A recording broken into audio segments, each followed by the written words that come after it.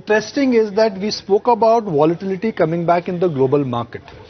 The volatility in the global market has had an impact on the way how crude prices have moved. But interestingly, even though crude has gone through this real downward spiral, we've not seen a very sharpish kind of a sell-off actually happening in metals, a point which Kunal was actually flagging up. But Kunal now is of the view that it's time to say goodbye crude for some time.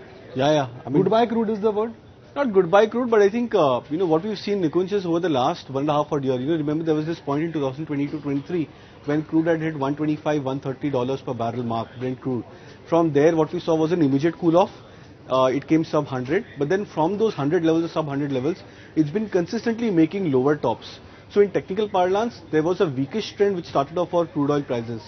Now this weak trend is actually, trying to threaten itself to get into a multi-year breakout. So we've already gone through a YTD breakout.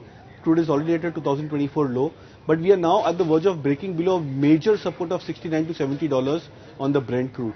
If that happens, we could be looking at another 10 point to 15 point drop on the crude prices. 10 to 15 point drop. That means we're at 72.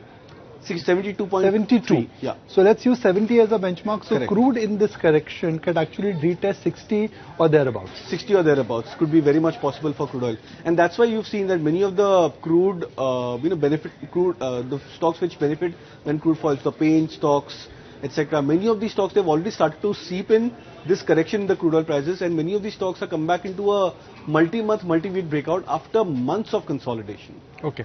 So Kunal, do you see this happening quickly, or this could be like a prolonged, slow and a gradual decline? This could be a very slow and a gradual decline. So what happens is when an asset class gets into a corrective phase, the manner in which it enters into a correction is how the asset class goes and completes the corrective wave. So which means, as I said, that in the last 1.5 years, crude oil price first went into a sharp correction. Then from those 100 to 80 or 75, it took a lot of time. It took at least another 9 months to 10 months.